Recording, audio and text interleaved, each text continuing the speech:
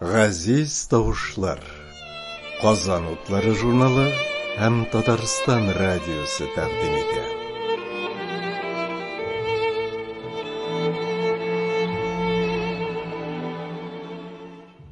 Күренекле язучы, публицист, җәмәгать эшлеклесе Тәүфыйк Әйдинең якты рухына багышлана.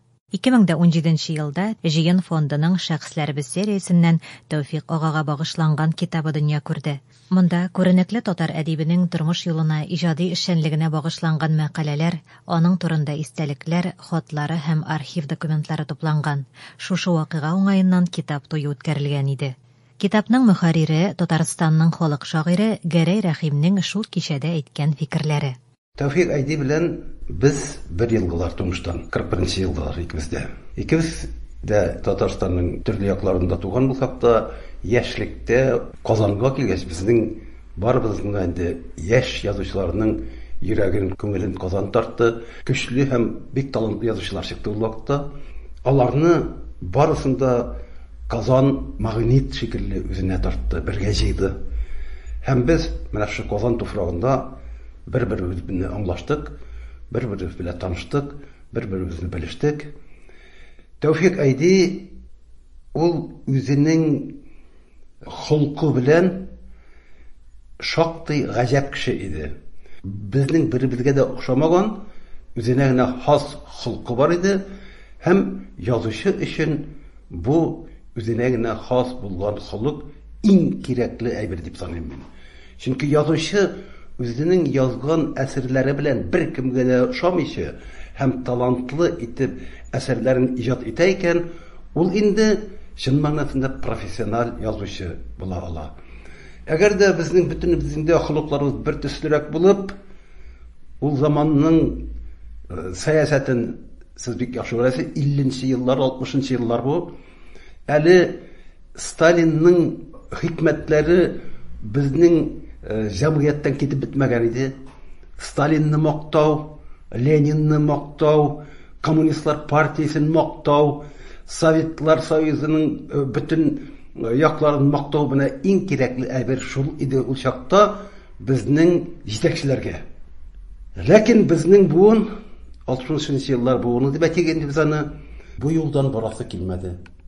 Әгәр дә син шушы әле мин әйткән әйберләрне мактап шигырь язмасаң, мактап әсәрләреңне чыгармасаң, китапларыңны чыгармасаң, сиңа язучы булу мөмкин түгел иде. Ләкин без менә шу мөмкин түгеллекне дә аркылы җиңеп, үзебезне менә бу бая әйткән темаларында бик әз, хәтта бөтенләй язмадык та диярлек. Без күчтек изот теленә. Изот теле инде шигъриятта да, прозада да, публицистикада да бер әйберне сөйлисең, сүзләр белән. Әйтик, Коммунистар партиясен мактыйсың, ләкин шушы юллар арасыннан караганда моның дөрес түгел икәнлеген аңлата торган тел ул. Ул вакытта әле цензура бик көчле иде. Әгәр дә мәгәр син шушы әйберләрне хурлап язарга теләсәң, цензура якында китермәйде.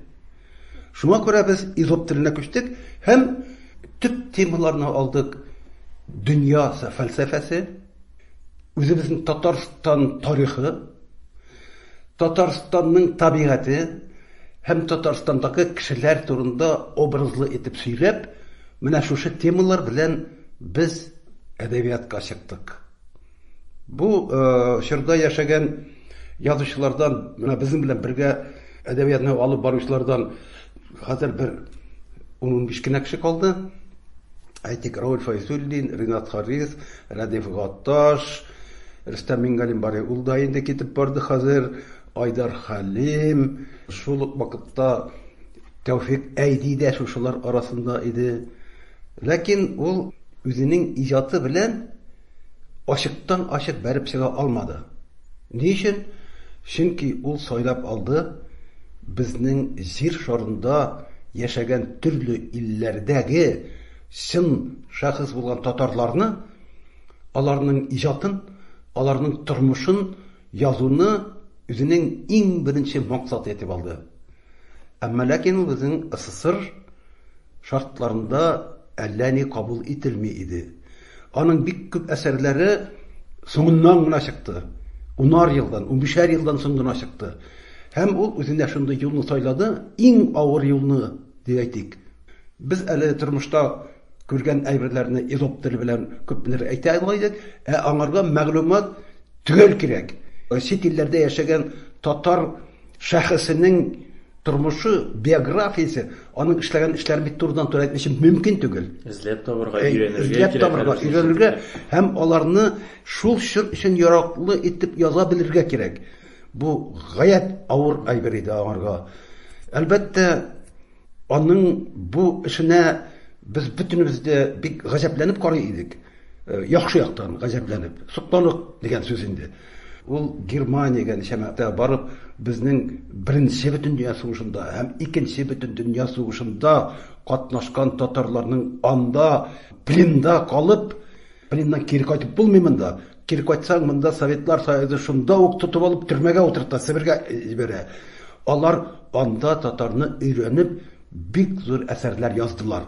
Аларны өйрәнде. Төркиядә берничә мәртәбә булып, аларны өйрәнде. Америкага барып өйрәнде, Кытайга барып өйрәнде, Япониягә барып өйрәнде. Һәм буларның барып өйрәнүенә ул дәүләттән бер тиен акча да алмады. Киресенчә, безнең ул чактагы властлар аның анда йөргәннәренә аны антисоветчик дигәнрәк исем белән атый башладылар. Акча мәсьәләсендә, ул бит авылдан килгән кеше, аның акчасы юк дәрәҗәсендә.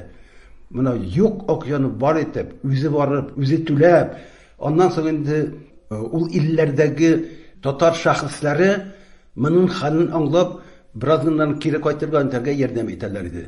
Ләкин ул алар турында шул кадәр күркәм очерклар, шул кадәр күркәм хикәяләр, шул кадәр күркәм мәкаләләр язды. Әзме күпме сәяси яктан мөмкинлек бар, безнең иркенлек бар. Шушында бөтенесе алар тупланган. Менә шушының белән бу китапның иң кадерле әйберсе, бу 50нче еллардан алып 70нче, 80нче елларга кадәр Тәүфик Әйдинең бөтен дөнья буйлап җәяү йөреп зыйган әсәрләреннән тупланган китап бу. Менә шушының белән ул безгә бик кадерле.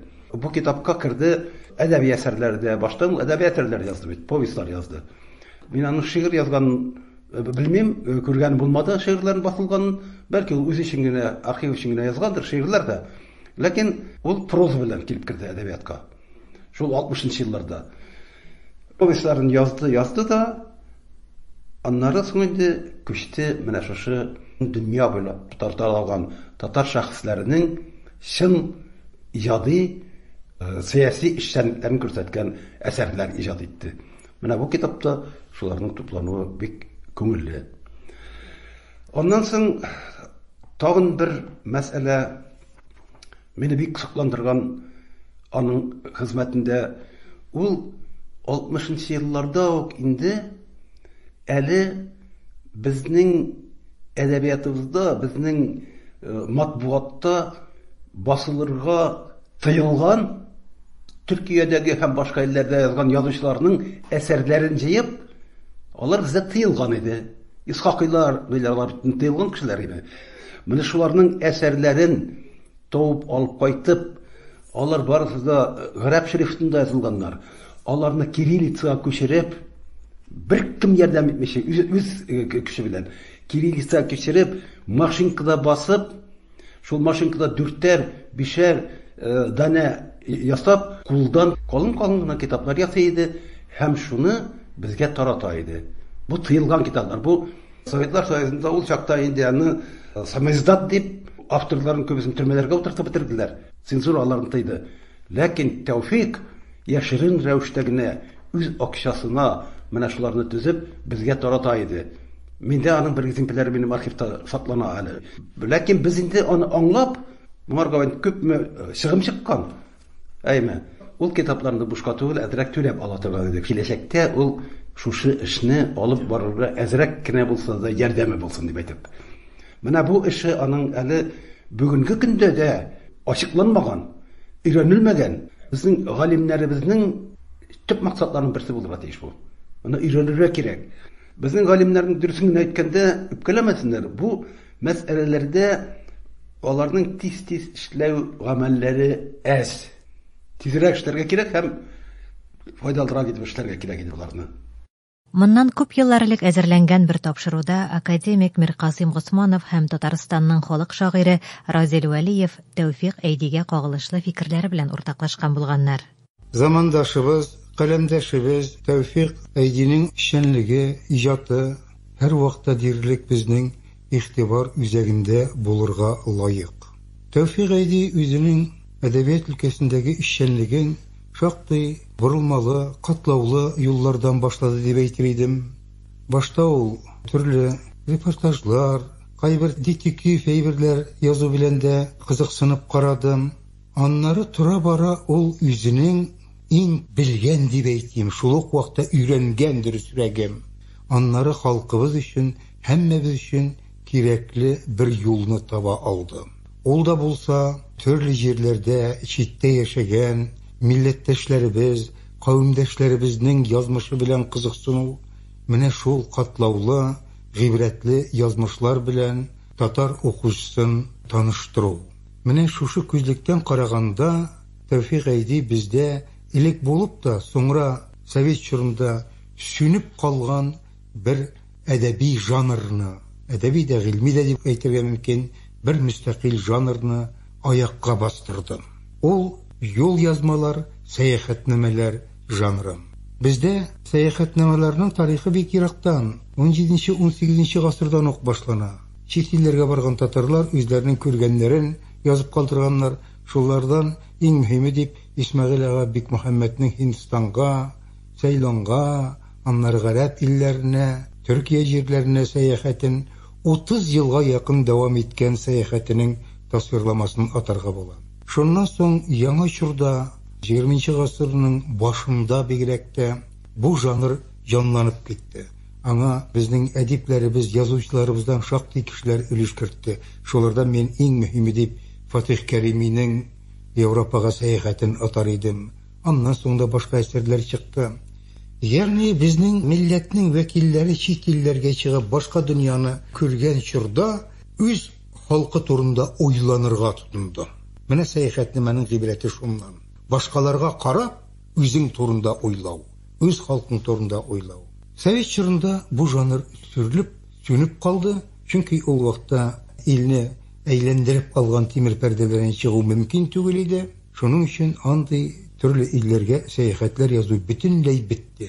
Ә менә үзгәртеп куру башлангач, кайбер иркенлекләр килгәч, Тәүфыйк Әйди иң элек менә чит илләргә чыгып, чит өлкәләрдә булып, ул СССР империясының үз ичендә булсын, аның чигеннән тышта булсын, бик күп җирләрдә булып, бик гыйбрәтле әсәрләр, китаплар язды.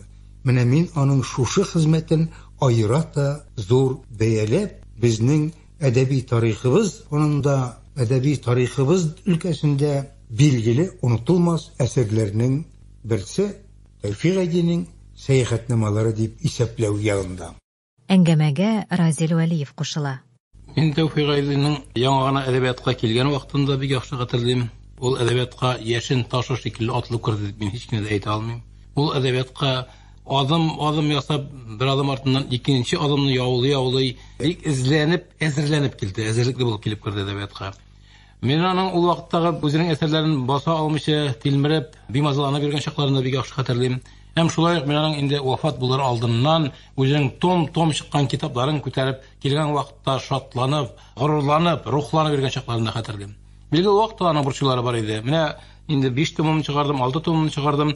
Кая куймаларны сатып алучы юк. Хәзер китап кибетләре ябылды, китапханәләргә алмыйлар дип, шулай борчылып килгән иде. Без бу мәсьәләне бергәләп аның белән хәл итәргә тырыштык. Ул көндәре минем бигрәктә аеруча хәтердә калган, чөнки безнең язучылар арасында никадәр генә алпат язучылар булса да, әле Тәүфыйк Әйдигә кадәр 11 томлык җыентыклары чыккан язучы мин белмим. Аның үзләре алдыннан 11 том белән санап карадым, мин бер тапкыр әсәрләр чыккан икән. Димәк, аның инде әсәрләре дә, иҗаты да бик тә саллы булган дигән сүз. Мин Ялкын журналында эшләгән вакытта Тәүфыйк Әйди үзенең балалар өчен язган хикәяләрен алып керә иде. Шушы хикәяләрне алып килгән вакытта без аның белән бергәләп редакция бүлмәсендә сәгатьләр буена аның истәлекләрен, аның юл язмаларын, аның сәяхәтнамәләрен тыңлап утыра идек. Менә аның бу сөйләүләре миңа аның хикәяләренә караганда да кызыграк иде. Чөнки ул Румыниягә барып кайткан, Болгариягә барып кайткан, Төркиягә барып кайткан, Рашид Ибраһимов, Рашид Казыйның язмышын өйрәнгән, Борхан Шаһидиның язмышын, Кытайдагы Мазунның ярдәмчесе булган бик атаклы шәхесебезнең язмышын өйрәнгән. Менә бу нәрсәләр миңа шул хәтле кызык иде. Чөнки әдәби әсәр укыганым бар, безнең барыбызның да әдәби әсәрләр белән танышлыгыбыз шактый яхшы ул вакытта. Әмма ләкин әлеге дә баягы безнең күз уңыннан читкә киткән атаклы, мәшһүр шәхесләребез турында аның шул хәтле дә ныклап торып өйрәнеп, тәфсилләп сөйләве минем күңелгә шул хәтле уелып калган иде. Һәм анда без аңа әйтә идек: "Тәвфик, ник син менә шушы шәхесләр турында язмыйсың күбрәк дип?" Ул әйтә иде, бик тафтанып, мин аларны язып барам, әмма ләкин аларның берсендә басмыйлар. Бер генә журналда, бер генә газетада минем ул әсәрләремне, ул сәяхәтнамәләрне, юл язмаларымны басырга җыенып тормый дип әйткән иде. Әмма ләкин ул туктамаган, ул шактый ук үҗәт кеше иде. Үз сүзен бирә торган кеше түгел иде. Һәм аларны язып барган, һәм тора вакыты килгәч, заманы килгәч, безнең мөмкинлекләребез ачылгач, ул әсәрләренең журналларда да, газетларда әкренләп басылып торды һәм китаплар булып та 11 том булып басылып чыкты. Мин аның уфугының киңлегенә шаккатам. Була бит язучылар, әгәр дә алар инде кемнедер өйрәнә икән, бер кешене, бер затны шуның тирәсендә күрә кайнашалар, шуны төбенә, тамырына кадәр өйрәнеп бетерәләр, һәр яклап өйрәнәләр.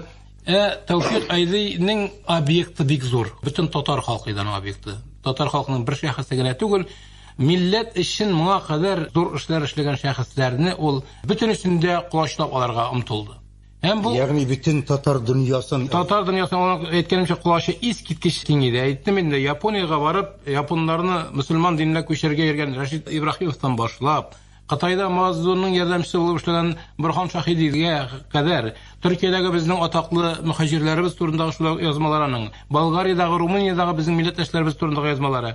Һәм тагын бер бик кызыклы теманы ул күтәреп чыкты. Ул Герман сугышы, Икенче бөтен дөнья сугышы вакытында әсирлеккә эләккән татар әсирләре турында, милләттәшләребез турында, легионерлар турындагы аның язмалары, аның романы дип әйтергә кирәк. Бу темага ул вакытта бер кимдә керергә кыймый иде. Чөнки бу үтә дә катлаулы тема, проблема. Әле татар легионерлары турындагы язмалар бүгенге көндә дә шушы проблеманың читендә, читләп кенә йөрүчеләр дип әйтер идем. Билгеле, менә Искәндәр Гыйләҗев соңгы елларда бу өлкәдә шактый гына эшләр эшләде. Әмма ләкин бу безнең өчен әле ачылып бетмәгән бер дөнья, татар дөньясы өчен. Һәм бу дөньяга да иң беренчеләр белән булып Тәвфик Айди аяк басты. Аннары мин шул кадәрдә милләт өчен җан атып, кайгырып, борчылып, хыялланып йөргән шәхес булуын менә шушы сөйләүләре вакытында иң беренче тапкыр аңладым. Ул шул кадәр милләт өчен борчыла иде ки, хәтта безнең борчылучыларыбыз хәзер дә күп, элек тә күп булган. Әмма ләкин аларның күбесенең эше, гамәле шул борчылудан узып китми, артып китми, ул эшкә, гамәлгә күчми. Ул инде бөтен Советлар Союзында кайсы төбәктә күпме татар яши. Ул төбәктә нинди татар мәктәпләре бар, анда күпме балалар укый, күпме мәдәният йортлары бар, күпме китапханәләр бар, ул китапханәдә күпме китаплар бар, анда күпме китаплар, татар китаплары алдыралар, анда күпме газетларга, журналларга язылалар, аның бөтенесе буенча да хәбәрдарлыгы бар иде. Мин моңа шаккатайдым. Моны хәтта бер институт, бер статистика идарәсендә эшләп бетерә алмаган нәрсәне ул бөтен Советлар берлеге, хәтта бөтен дөнья күләмендә татар дөньясына менә шушындый мәгълүматлар туплап җыеп бирде. Бу мине шаккатырды, сокландырды. Әле бүгенге көндә дә, мәсәлән, Казан утлары кайда күпме таратылган, яисә башка газетлар кайда күпме таратылган дигәндә, Тәвфик Айди алган кадәр мәгълүмат туплаган кеше минемчә. Менә аның бу эшчәнлегенә әле бүгенге көндә тиешле бәялә биреп бетерелмәгән. Мин аның читтәге милләттәшләребез белән ничек аралашуына, ничек эшләвенә, алардан ничек мәгълүмат туплауына үземнең шаһид булганым бар. Без аның белән Төркиягә бер конференциягә баргач, Ялыкавак дигән бер кечкенә генә шәһәрчектә без шәһәр урам белән йөреп киттек һәм төрле кибетләргә йөри башладык. Ул кибеткә килеп керә дә, менә Разил кара ди, мин ялгышамы юкмы ди. Менә монысы төрек түгел бу кеше ди, бу Румыния татары ди. Аннары барада, менә монысы Болгария татары булырга тиеш ди. Һәм сөйләшеп китәбез, чыннан да шулай була. Ул булай гади генә кызыксынып калмый, аларның йөзендә, аларның сөйләшү рәвешләрендә, бөтен яктан да аларның аерыга, аларга бәя бирергә, үзенчә аларны öğrenirge özünün jayın sulun tapkan idi. Ondan soň ol bik köp türki tiller bilen şakty ýakşy tanyş idi. Ol türkler bilen rahatlanıp türkçe söýleşýärdi, kazaklar bilen rahatlanıp kazakça söýleşýärdi. Ol uygur tilinde de edebiýatyny okuýdy. Mene bu ýaktan karaganda ol galim bolarak da bik de ezerlikli kişi diýip aýtarym. Çünkü onun hikmeti ol soňky wagtda bigrekde. Başta da onun bilgileri var idi. Bir temaga tutungança eýbetlep öýrenirge tırışa idim. Meni şapkatırgan bir nese o Baltik boyu respublikalarında yürüp kayttım. Hem şunda Baltik boyu halklarının öz milletine, öz medeniyetine münasebetini öğrengen. Hem aşınıp bir yerde yaza, bizde mine şunda münasebet yok. Mesela Baltik boyu edipleri, jurnalistleri, hemen inteligensiya vekilleri her jurnalga ikişer mertebe yazılan. Tirajını tutur için, jurnalga yerdem itir için. Anları akşası bulmagan kişilerge üleşe. Mine şunday detallerini de anıklap kaytkan. Hem şoluk vaqta bizdeki halkının öz jurnallarının okumağı bilen de ol bek burçulaydı. Mesela senin bir aytkan sözün var. Hazır şunday zaman ketdi, özübüz yazabız, özübüz okuyubuz degen eymi. Hazır men okuşular ezeydi. Lakin bunun bilgileri, diagnozu elikten ok körüne başladım. Mine Tevfik şolarını da anıklarga tırışaydı, öğrenirgem. Anlarım, tağın bir nerseni aytırga kerek. Tevfik'e karata gadette bizning ziyallar arasında, redaksiyalarda bigirekte ol subjektif degenirek fikir taralgan idim. Gümmen her kişi subjektif üzünçe.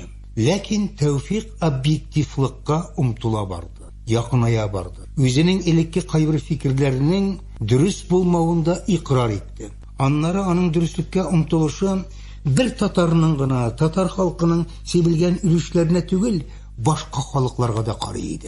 Mesela başka illerdeki izilgen vak halklarında açık etip tilge alırga, aların da okuturunda kaygırtırga ol tayşanmaydı, doğrudan toru eyteydi. Bu belki kaybırevlerge uşamaydı. Hemen Tevfik kimgedir uşar için işlemedim. Ol hakikatini anıklar için, bilir için işledim.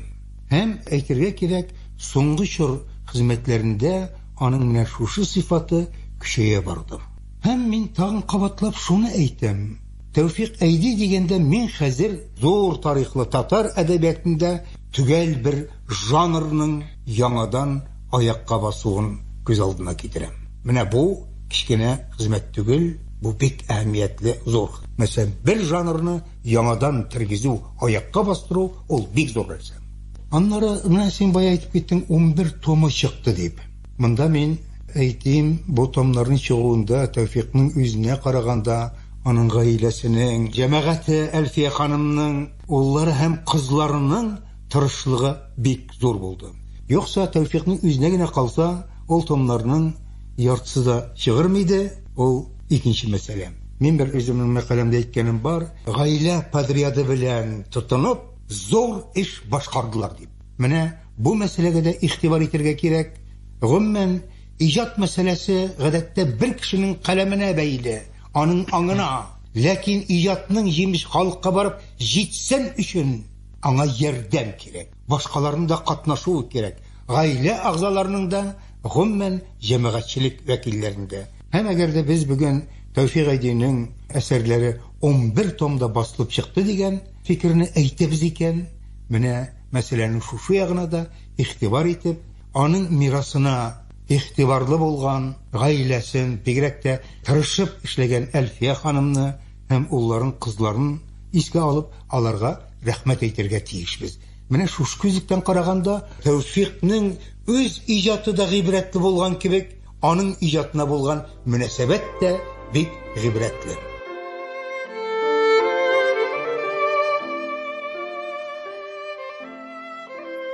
Tagın bir akademik Indus Tahirov fikirlerini tыңлыйк. Ol özünün dostu, fikirdeşi turunda istelikleri bilen ortaklaşa. Ol şın mağarasında batır gerekli kişi, korkmaz kişidir ol.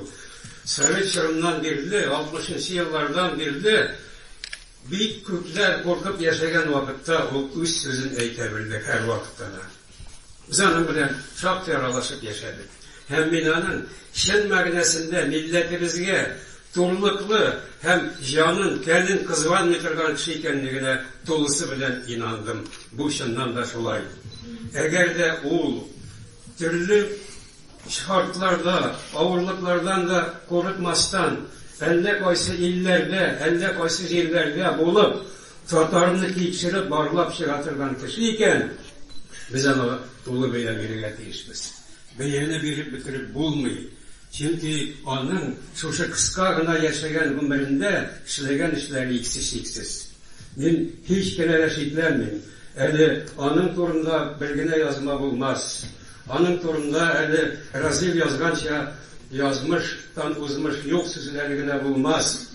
Һәм аны Рөстәм Маликов кебек матур итеп халыкка бирү генә булмас. Бу чыннан да шулай булыр. Чөнки татар язмышы ул биек язмыш, авыр язмыш.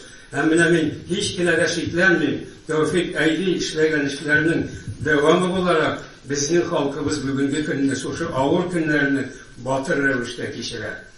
Үзенең шушы кем дусты, кем дошманы икәнлеген бик яхшы аңлап итә.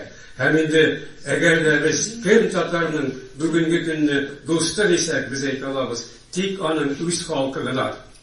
Безне башка бернинди яклаучы да юк. Һәм булмаячак та. Һәм шулай булганда һәрвакыт шушы авырлыкларны татар кеше җиңә килде. Тәүфик Әйди һәрвакыт шушыларга ышанып яшәде. Аның киләчәгебезгә ышанышы бик зур иде һәм мин һич кенә дә шикләнмим. Аның ышанышы тормышка ашачак. Биеклек юлында милләтебез һәм инде ул һич шиксез үз-үзен саклап калуына түгел, дәүләтен дә аякка бастырачак. Язучы һәм галим Тәлгать Галиуллинның 2018 елда Тәүфик Әйдине искә алу кичәсендә әйткәннәре. Кешенең язучылык сәләте ике канатка таяна.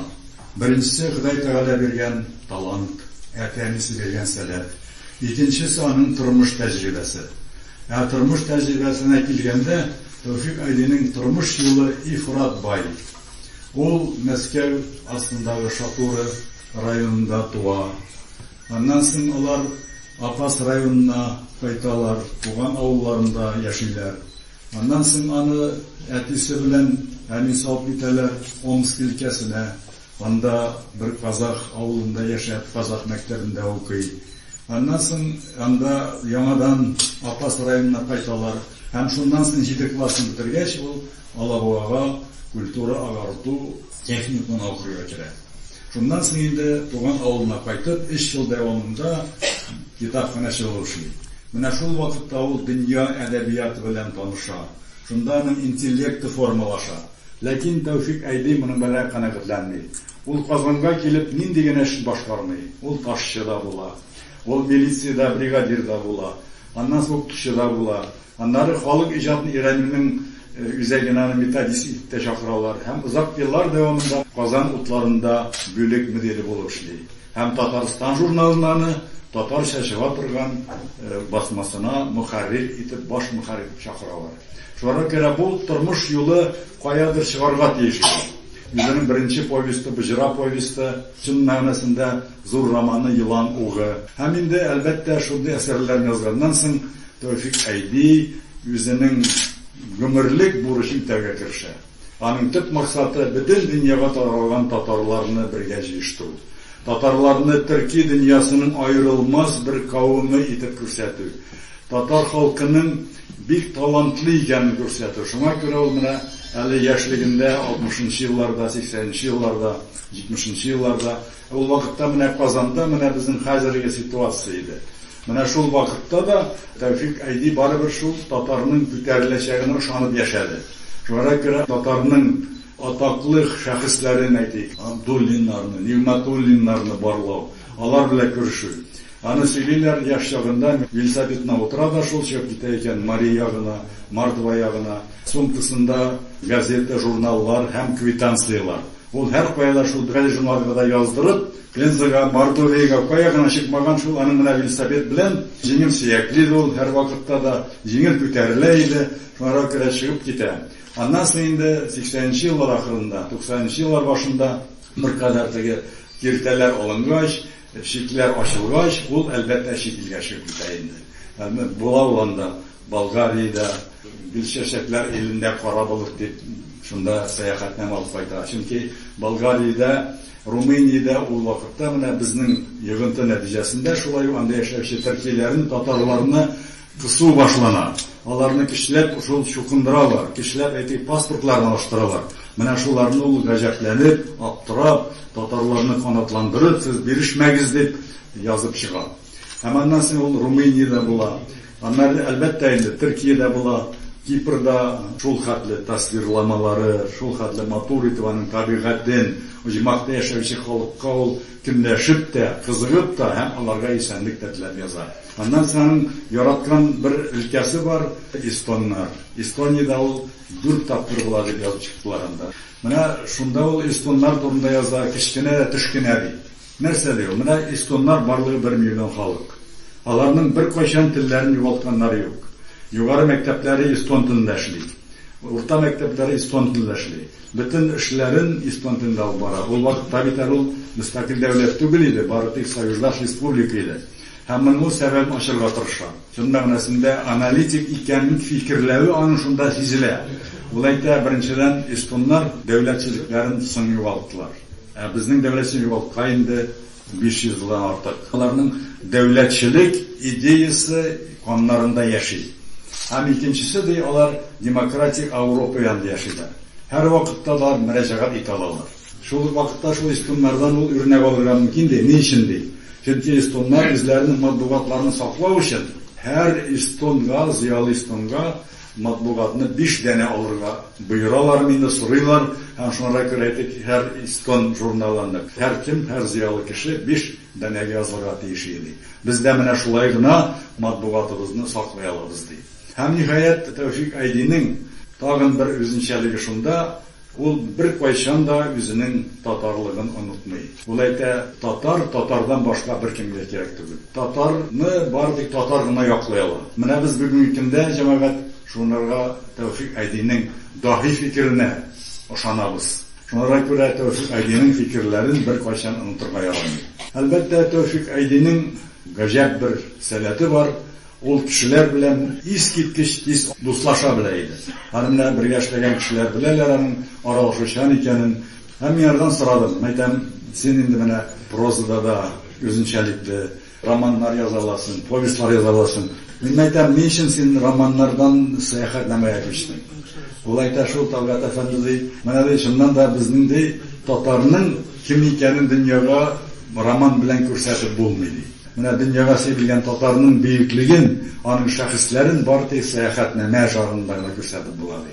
Менә мин шул жанрга бирелдем, һәм минем киләчәгем шунда ди. Һәм ул ялгышмаган. Шуннан да сәяхәтнамә жанры безнең күптән яшәсә дә, анара яңа көч, яңа дәрт бирүче шәхес менә Тәүфик Айди булды. Мин кайсы вакыт еш кына уйлыйм, менә Тәүфик Айди үзен ничәрәк тотар иде. Чәчрәп чыгып булмак булгатта фикерен әйтер иде. Сүзе белән халыкка юаныч та бирер иде. Ул бер кайчанда халкыбыз бетә дип пессимизмга бирергә кирәк диде. Татар халкын бетереп булмый аны. Татар халкы ул теге асфальттан үсеп чыккан үлән шикелле бары яшәячәк ди, безне кем генә бетергә тырышмады, без барыбер бирешмәдек ди. Ләкин татарның үз аңын, милли аңын күтәрергә ул безнең бурычыбыз ди. Шагыйрь Газинур Мурат Тәүфик Айдинең сайланма әсәрләренең 4нче томының мөхәррире булган. Ул шушы хезмәткә кагылышлы фикерләре белән уртаклаша. Аны тыңлаганда Тәүфик Айдинең шәхсе тыңлаучыга яңа яклары белән ачылыр дип уйлыйбыз. Бу 4нче том яхшы мәгънәсендә бик тә шуар булып чыкты. Анда Тәүфик абыйның тызлап безнең күренекле илгә, дөньяга танылган шәхесләр турында әдәби очерклары, алар арасында Әсгать Мохтар, Сәмез Әхмәтов, Гали Измайлова, Шәүкәт Ибраһимов һәм башкалар. Иң кызыгы шунда, ул нинди генә жанр турында сәдә белеп яза. Профессионал шушы 30 очерк өстенә бик тә гыйбрәтле дә, әтрәфле дә Рөстәм Галиуллинның, Ашрайның, Айнур белән бик тә әтрәфле әңгәмәсе бар, архив фотолары бар. Аннан соң 10-дән артык каләмдәшенең Тәүфик Айди турында бәяләмәләре. Алар әлбәттә 80нче еллар ахырында, 90нчы еллар башында язылган нигездә барса. Ләкин шул китапта бер үтә гыйбрәтле язма бар. Ул язма 20 3 яшьлек оргсинтез заводында аппаратчы булып эшләүче Тәүфыйк Әйдәлине турында. Аның авторы Татарстан иминлек комитетының башлыгы генерал Абдулла Бишой. Ул аны безнең беренче секретарь Фихрат Талиевка тәгаенләгән. Ул әгәрдә шушы аңлатма язуы булмаса, Тәүфыйк Әйдинең тәрҗемәи хәле дә ничектер китеклек булыр иде. Ул бик тулы булмас иде. Анда ул бик тыныштан язылган. Анда 30-нчы еллар таны юк. Бик тыныштан һәм Тәүфыйк Әйдинең нәрсә эшләгәннәре турында язылган, нәрсә сөйләгәннәре турында язылган. Әйтик, Тәүфыйк Әйди әйтте. Ленин исемендәге китапханәдә Эдуард Касыймовның "Гомер ике килми" дигән роман тикшерү булды. Шунда Тәүфыйк Әйди тәнкыйть тотты. Бу романда бик күп урыс сүзләре кулланылган ди. Бу да ничек үзенә күрә гайып санагандай булды. Аннан соң ди, без музей ягында ди, ине кереп тентү үткәрдек ди. Андагы язмаларны төшердек ди, андагы документларны төшердек ди, фотога ди. Гаҗәп, ул ди партия документларында укый. Читтә килгән гәзит журналларында укый ди. Аннан соң өстәвенә Гаяз Исхакый әсәрләрендә укый, хәмкәттә ди, Мөхәммәд пәйгамбәр турында да китаплар укый икән. Без танырга тиешбез. Тәүфыйк Әйди гаҗәеп дәрәҗәдә bilimli, мәгълүматлы һәм бик тә тырыш кеше ди. Фәкать мәгълүматлар белән яшәде. Без аны чакырдык, профилактик үткәргә. Ленин райкомына чакырдык. Ләкин ул үзенең бер сүзеннән әкият бар. Шул сүзне кабатлар. Нишләп Татарстанда симфоник оркестр юк? Нишләп Татарстанда нәфис фильмнар төшерә киностудия юк? Нишләп безнең гомум татар мәдәни гәҗите юк? Булар барысы Татарстанның менә шушындый автономияле республика кысаларында яшәгәне өчен, без кайчанда Урта Азия республикаларында, Казакстанда, Кыргызстанда алар киткән булганбыз, әдәбият мәсьәләсендә, мәдәният мәсьәләсендә. Әлбәттә алар безне узып баралар ди. Күрәсез, Тәүфыйк Әйдинең һәр адымын тикшереп торганнар. Күрәсез, ул вакытта бу сүзләр көфөрсез булып салган иде әлбәттә. Тузга язылмаган эшләр салган. Һәм тәгъбисе бар, алар ди, булгарга барып җыйналар ди. Башталар ди, Фуат Валиевны басылганнар ди. Аннан соң ди, аны без җибәрмәгән, истәчлек аша ди. Аннан соң алар Нурихан Фаттах белән Абдуллашаны күпне үзләре алдылар ди. Аларны тия алмадык ди. Күп мәртәбә сөйләштек алар белән, ләкин тиеп булмый ди. Безнең узарга китте. Мин Тәүфыйк Әйди рухына бер шигырьгә тотардым. Тузга язмаганны сөйләмәдем. Өйрәткәннәр иде әдәпкә. Тузга язылмаган сүзләр эзлим, җаным бүген шундый халәттә. Тузга язылмаган сүзләр эзлим, туган телем, туңган телемнән.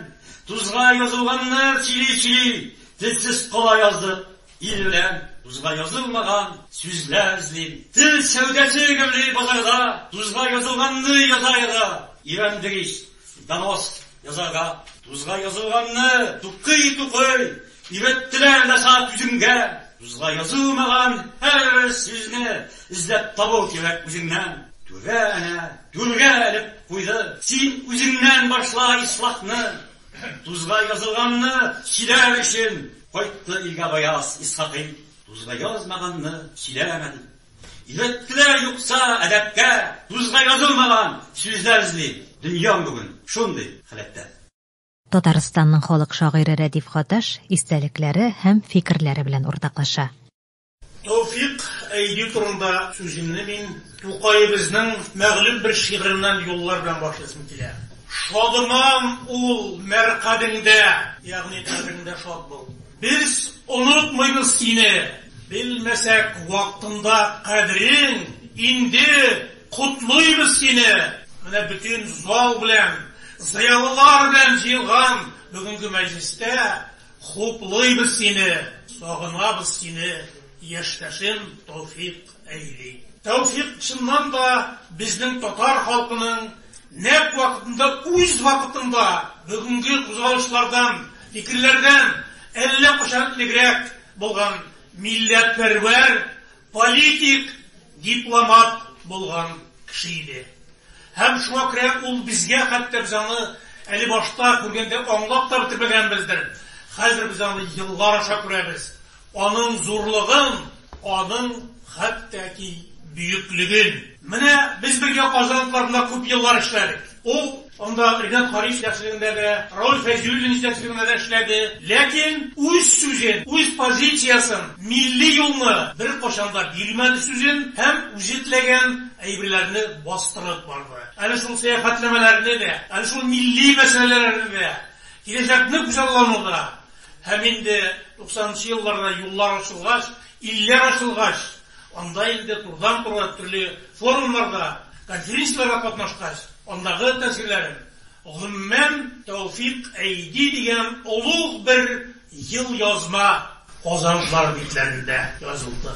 Тәүфыйк бик каты сүзгә, бик көчле рәвештә, әгәр ул ниндидер хата китсә, Ялышларның телендә сөйләшкәндә, ямсызрак оборотлар булса, урысча телендә точный гыйбарәләр булмаган вакытта, шунда тотып ала һәм шактый үткен, усал рәвештә төзәтә торган иде. Ул безгә сабак та бирде. Һәр вакыттагызда үзенең эрудициясе белән bütün әдәбиятлардан, bütün халыклар тормышынан хәбәрдар булган шаккатра иде. Һәм менә шуңа күрә дә ул үзе янында булган кешеләренә шундый булуын таләп итә иде. Һәм нинди булса бер хата җибәрсәң, сүздә язганда, уларны шактый усалы дип төзәтә иде. Ул яшәгән һәм эшләгән еллар казанларының бик нык күтәрелеш һәм гаҗәеп бай материаллардан тулы еллар иде.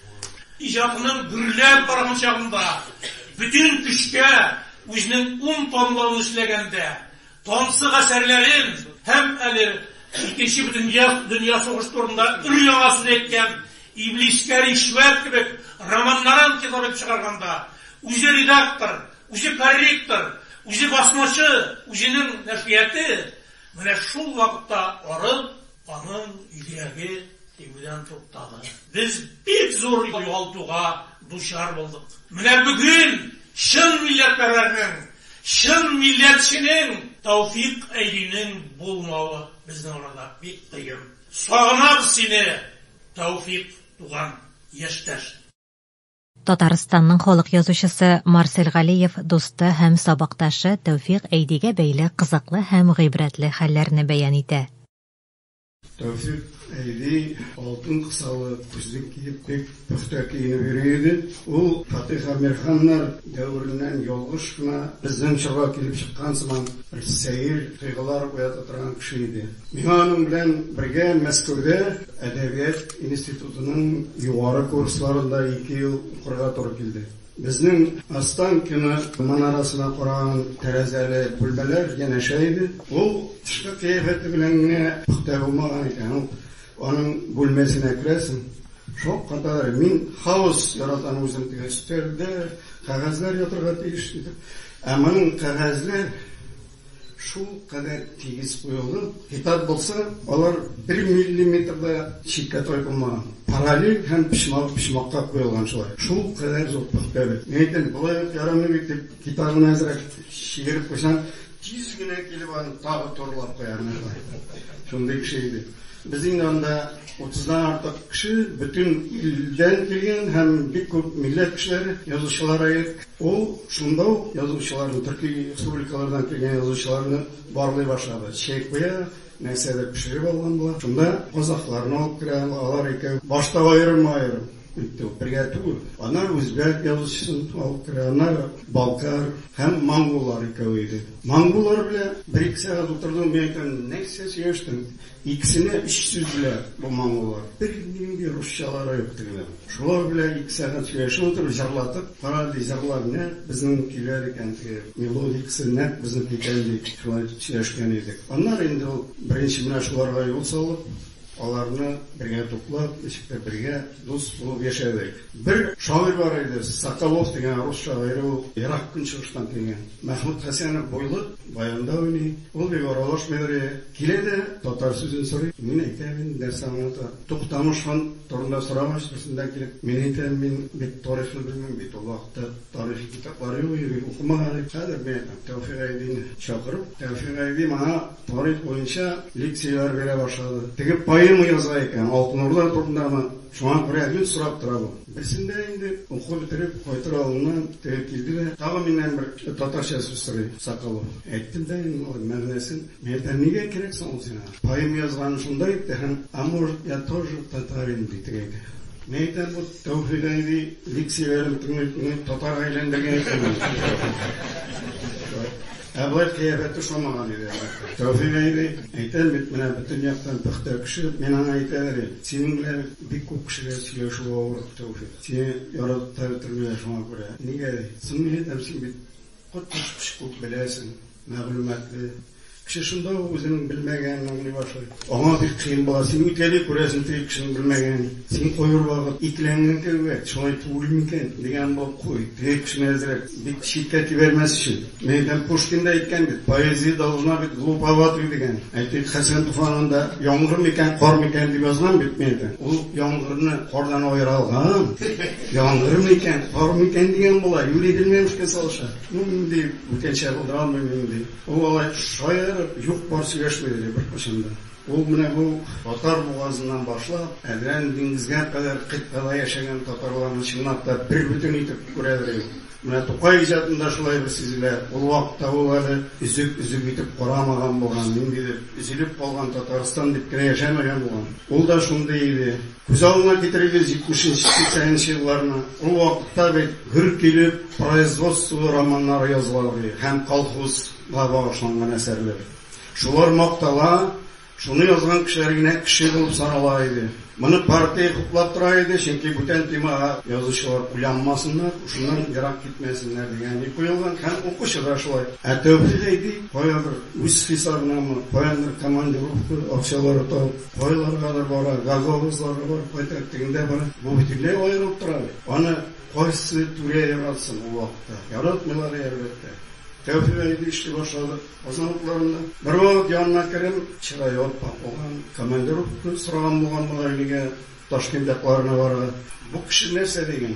Bizge şitte yaşayışı Tatarlar gerekmi. Biz onlar bile kızıksınlarga, ağırlayla tiyişti bilsin, yok bile yürüme degen. Bizden özü bizim Tataristan'da ne Tatarlar var? Sen şular turunda yaz degen.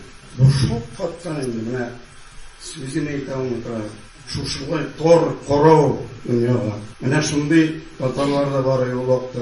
Hem Tevfik'eydi kirlik o vakitte mene şuşu ruhunu tüygan bulsa, kimlikini tüygan bulsa, ufukunu kengaytgan bulsa, bir 10 yazışı bulgan bulsa şu vakitte. Bizim bugün Tatar tilinden uzi vazgeçken Tatarlar olmasıydı elbette. Biz onlara ruh bir bitire almagan, bizim edebiyat sizde yok. Dramaturgiyi bir bitire almagan, bizim sahnelerdeki bakırış, kışkırış, yürüyüş oldu. Mezek kurar üstü. Bütün kişi mezek kurar verendi Tatar. Ruhqa nindiler can bəğirge qoğulgan eserler bunu qalgan. Ne şuna göre biz bugün görəbiz bunun neticeleri. Tevfik'eydi o yaragaymi yapına yazara. Halkın canına, bəğirine qoğulgan eserler yok iken olar Turavara biktiz unutulalar. Tevfik'eydi'nin bugünge gerek fikirlerini o tigi vakitte, sınzır vakitte sağlık kaldırgan boğan. O bugün meseleler bəxetli yazışılık sanıyorum. Күренекле татар әдибе Тәүфик Әйдигә кагылышлы истәлекләре белән аның улы, икътисадчы галим, Татарстанның инвестиция венчур фонды директоры Айнур Әйделдинов уртаклаша. Без шул Северный поселогында яшәгәндә, әтием миңа гомер буе укытучы булды. Укытучы һәм бер тигездә дус булды. Минем хәтерем аның турында гел ул мине җитәкләп үзе кайгына бармаса да үзе белән алып бардыр. Шуннан соң мин аңа гел çiksiz, türlü ülkelerde bulgan sıralar yaldıradır. Kitaplarını kaysız okuyan iken anı bilesizdir, işitkensizdir, körgensizdir öyle. Meni bir gajaplandırır.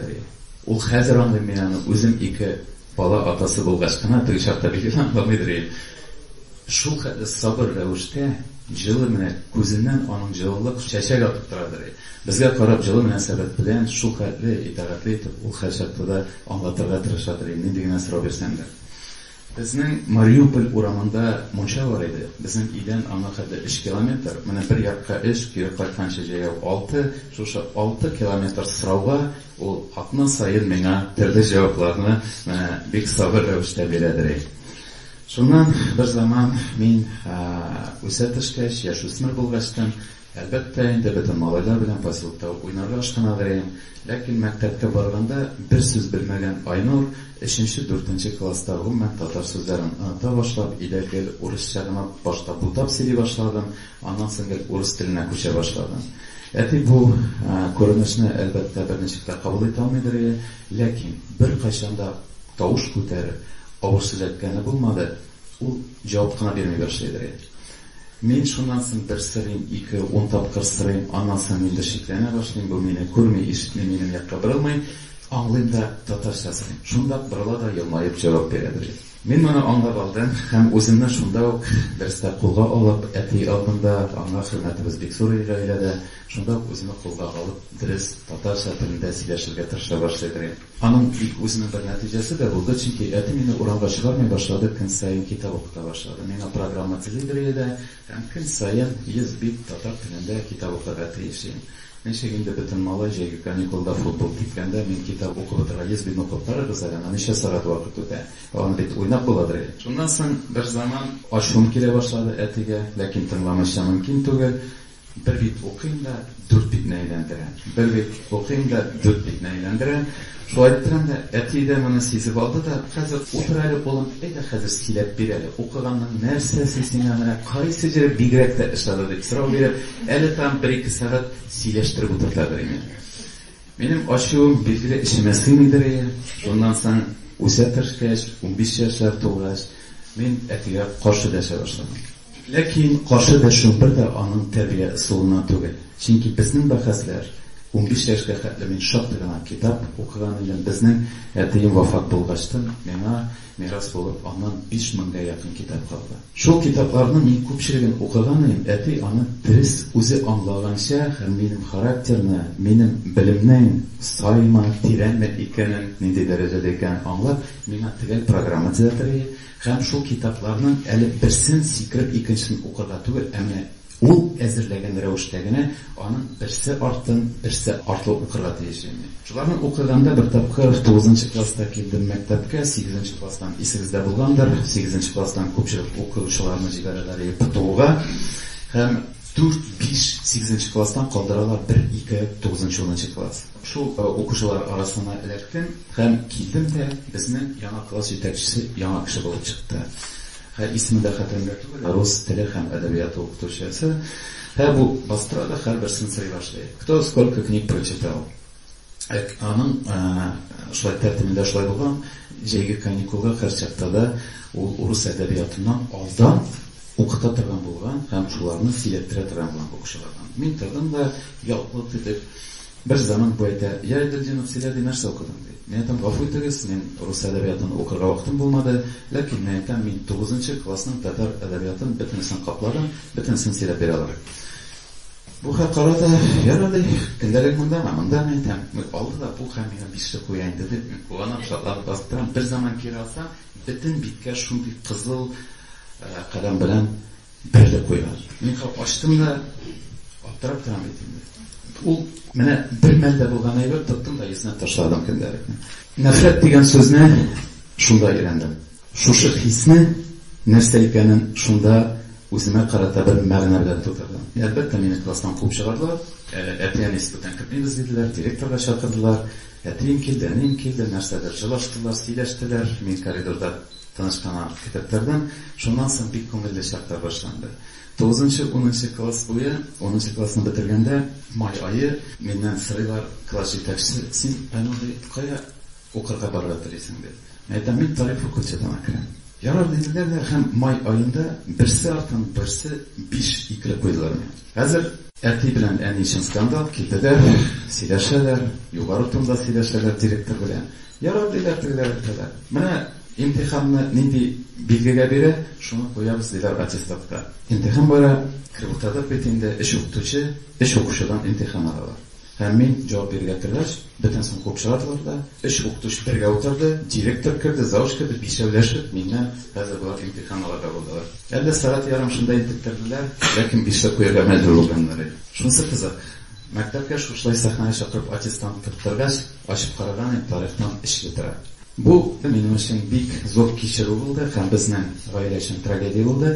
Чөнки мин бүтән әти дидем, чөлт интеллигенция булмыйм дидем. Мин синең әйткәнчә тарих факультетына кермим, мин барам заводка, пролетарий булам, кеше шикелле акча эшлим, һәм дәрәҗәле төстә яшисем килә әти дидем дә, һәм шулай иттереп шундый сөйләшү булды. Идә инде сөйләшүләр аз булмады, һәм шуннан соң бер заман басым ясадылар да, мин килдем университетка, имтиханга, тарих факультетына, конкурс бер урында 11 кеше кирдем, билетны тартып алдым да, әзерләнергә утырдым. Ләкин эчемдә бөтен күңелем кайный. Утырдым да, билетны укымадым да, нитмәдем да, чыктым да, шат-шат килдем дә, мин бер нәрсә дә белмим. Шул чакта укытучы миңа җылы караш белән карады. Аның күзендә тулган гаҗәпләнү, андагы кырыслык булай итеп бераз басылды да, индустрия тагын алды. Тагын бер билет алды. Басым ясап әйттем, ул дип мин сиңа. Алдым да тагын утырдым. Bir нәрсә язмадым, чыктым да, мен монсын да белмим. Аңладым җегетте. Кагаз чыгарган инде, үзем яз, отказываюсь отвечать дип. Мен шунда отказываюсь отвечать дип яздым да, бик шундай гөргәнә төстә чыгып киттем. Урамда мине әти белән икте, мин елмаеп чыктым шатланып. Ну ничек булды диләр. Мен икеле, шулай итеп заводта ел ярым эшләдем дә, һәм гаскәргә хезмәт итәргә киттем. Гаскәрдән кайттым. Мен атеист, мен бөтенесен аңладым, гафу ит, кичер мине. Рабфак рабочий факультет аша тарих факультетына кирдем. Ләкин Коммунистар партиясе тарихы юкка чыкты, ябылды. Минем үземчә план кырган планнарым тармар килде дә, һәм мен юридический факультетка кирдем университетта. Шуны тәмамладым һәм үземнең беренче эшемне башлаган идем. Эшләремне башлап, аннан соң Татсоюз системасында эшләргә туры килде. Аннан соң Салым өлкәсендә 10 ел эшләдем һәм менә шул инвестиция һәм бюджет фонды җитәклим.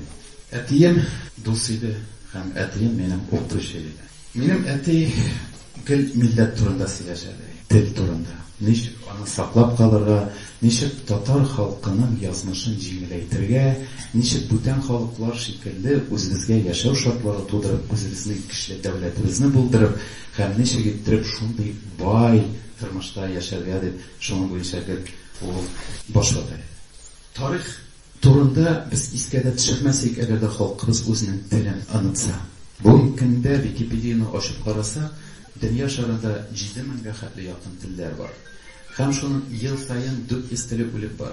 Күз алдыгызга китерегез. Һәм шунда бер фикер бар. Бер укымышлы кеше әйткән, әгәр дә халыкның 70% балалары үз телендә укымаса, халыкның телен сакларга мөмкин түгел. Безнең татар балалары да өйрәнә алмый.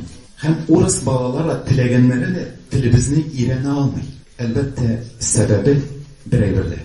Чөнки безгә яхшы профессиональ укытучыларыбыз юк. Чөнки методистлар юк. Элеккечә. Һәм аның яңа технологияларын өйрәнмибез. Һәм шуларны тормышка кертмибез. Телне саклар өчен бүгенге көндә мәктәптән дә, балалар бакчасында таләп итә алмыйбыз. Иң беренче, иң җаваплы кеше ул гаилә. Минем әти сәгатьләр буе икебезне утырып сеңлем белән татарча әкиятләр укыйдыр. Образга кереп, һәм шуларны аңлатадыр. Белмәгән сүзләр өчен сүзлекне алга куядыр. Үзен сүзлектән карадыр. Бер кайчанда аңлатмыйдыр сүз аңламасын. Бүгенге көндә бер статистик информация сезнең өчен.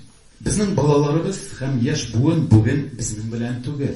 Алар виртуаль дөньяда яши. Әти-әни ничек иттереп аларга өйрәтә алсын? Ничә татар гаиләсе бар да һәм ничә анда әти-әни үз балаларына татарча китап укыйсын? Укый беләләрме?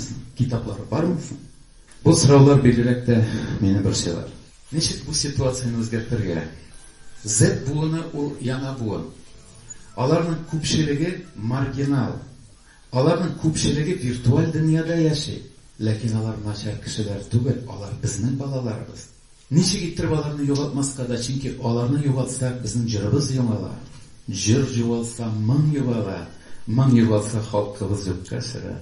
Һәм дәүләтебезне дә бүтән күрмәячәкбез. Шуңа күрә алар булмасын өчен безгә бергәшеп, иң зыялы җегетләребезне бергә җыеп, шуларны дөрес комитетларга кертеп, һәм алар буенча тематик рәвештә бүлеп, җаваплы кешеләрне идентификация ясап, алар турына программа тоттырып, сулышу да түгел, беркая урамга да чыгу түгел, дәүләт аша, Госдума аша, безнең дәүләт советы аша, законнар аша, без аны исбатларга һәм үгетләргә тиеш шул кешеләрне.